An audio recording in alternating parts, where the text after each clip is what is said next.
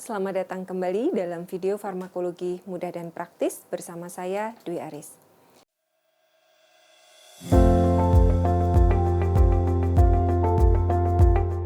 Pada video kali ini kita akan membahas farmakologi pada ibu hamil. Masa kehamilan adalah masa yang istimewa, namun demikian tidak jarang menimbulkan beberapa kekhawatiran. Salah satunya adalah kekhawatiran dari ibu hamil saat harus minum obat. Ibu hamil sering bertanya kepada dokter apakah obat ini akan aman untuk kehamilannya, apakah akan aman untuk janinnya. Nah, pada video kali ini kita akan membahas mengenai farmakologi pada kehamilan. Pada prinsipnya, ada dua hal yang perlu kita perhatikan ketika kita akan memberikan obat pada ibu hamil. Yang pertama, apakah kehamilan akan mempengaruhi efek obat? Yang kedua, apakah obat akan mempengaruhi kehamilan dan juga janinnya? Kita bahas prinsip yang pertama. Kehamilan menyebabkan perubahan besar pada tubuh. Pada masa kehamilan, volume darah meningkat, curah jantung naik, aliran darah ginjal juga meningkat. Hormon-hormon dalam tubuh juga berubah. Semua ini bisa mempengaruhi absorpsi, distribusi, metabolisme, dan ekskresi dari obat-obatan. Absorpsi bisa menurun karena motilitas lambung melambat. Distribusi meningkat karena volume plasma lebih besar. Metabolisme hepatik bisa naik atau turun tergantung dari aktivitas dari enzim. Ekskresi juga meningkat karena glomerular filtration rate yang meningkat. Contohnya perubahan apne pada obat pada ibu hamil ini adalah eliminasi dari lamotrigine. Lamotrigine adalah obat untuk mencegah kejang. Pada masa kehamilan, ekskresi dari lamotrigine ini menjadi lebih cepat, sehingga kadar lamotrigine di dalam darah menjadi lebih cepat turun. Akibatnya, dosis yang normal tidak bisa mencapai tujuan terapi yang diharapkan oleh dokter. Sebaliknya, penggunaan kafein.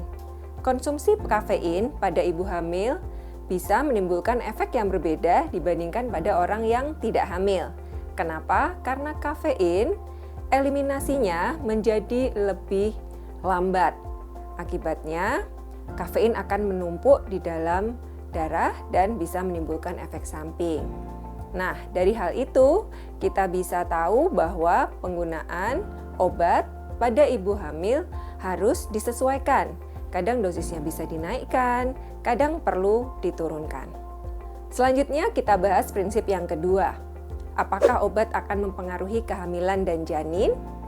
Obat dapat mengganggu fisiologis normal kehamilan, seperti mengurangi aliran darah ke uterus, kemudian merangsang kontraksi uterus, mempengaruhi lingkungan hormonal, dan hal ini dapat menyebabkan komplikasi seperti keguguran.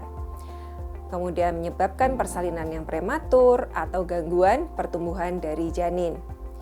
Contohnya adalah penggunaan obat-obatan analog prostaglandin seperti misoprostol. Obat ini bisa meningkatkan kontraksi uterus dan bisa menyebabkan keguguran apabila digunakan pada trimester awal dari kehamilan. Obat juga dapat menembus plasenta dan mempengaruhi perkembangan dari janin. Obat dapat menembus plasenta apabila ukurannya kecil, dia larut lemak atau lipofilik, dan tidak terionisasi. Poin pentingnya adalah paparan obat pada janin ada masa kritisnya. Trimester pertama adalah fase paling kritis, karena pada masa itu banyak organ yang sedang terbentuk.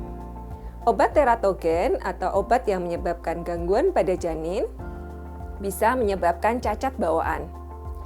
Paparan pada trimester berikutnya bukan berarti aman, tapi juga bisa paparan di trimester kedua dan ketiga menyebabkan kelainan pada janin.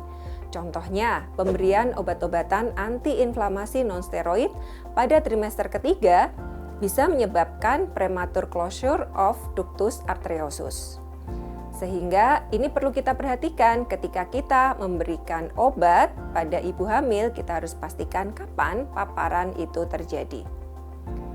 Nah, Dari hal itu, kita bisa mengetahui bahwa sebagian besar obat sebenarnya aman bila digunakan dengan benar.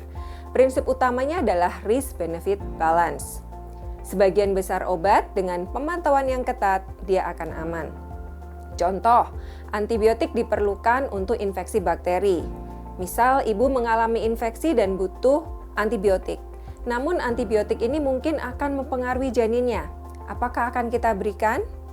Kalau tidak kita berikan, maka infeksi pada ibu tidak teratasi dan bisa terjadi kegawatan pada ibu yang juga akan mempengaruhi janinnya. Pada kondisi seperti ini, kita harus memilih apakah resikonya lebih kecil dibandingkan manfaatnya, ataukah manfaatnya lebih besar dibandingkan resikonya. Nah, di sini kita harus mengambil keputusan dan mungkin pemberian antibiotik pada kondisi ini adalah yang terbaik.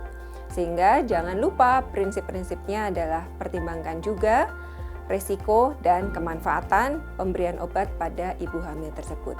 Demikian penjelasan mengenai penggunaan obat pada kehamilan. Terima kasih, semoga bermanfaat.